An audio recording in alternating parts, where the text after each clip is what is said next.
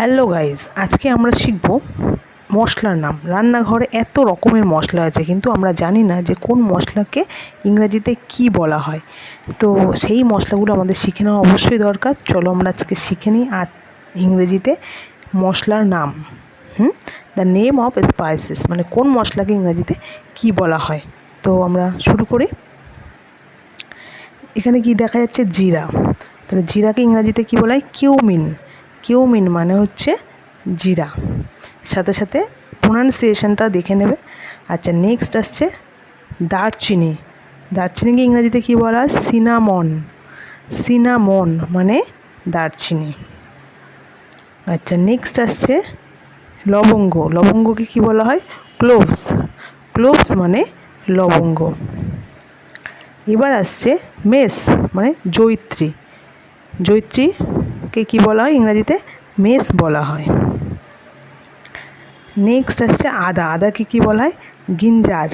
গিঞ্জার মানে আদা, খুব পরিচিত একটা নাম রান্নাঘরের। নেক্সট আসছে জয়ফল। নাটমেগ। নাটমেগ মানে হচ্ছে জয়ফল। তাহলে ইংরেজিতে নেক্সট আমরা শিখব রসুন। রসুনকে ইংরেজিতে কী বলা হয়? গার্লিক। গার্লিক মানে রসুন। এরপরে আসছে মৌরি। ফেনেল। ফেনেল মানে মৌরি, খুব সুন্দর গন্ধওয়ালা। আচ্ছা, নেক্সট হচ্ছে এলাচ। এলাচকে কী বলা হয়? কার্ডামম। কার্ডামম। কার্ডামম মানে হচ্ছে এলাচ।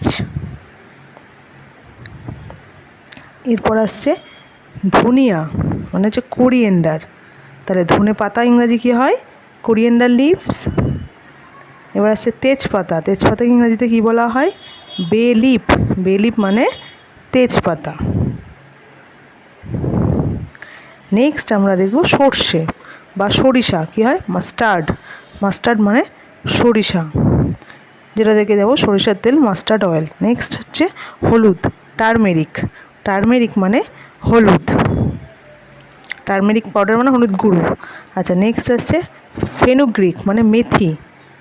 গরম মশলার মধ্যে থাকে সম্ভবত। ফেনুগ্রিক মানে মেথি। Please subscribe my channel for more videos. Thank you for watching the video.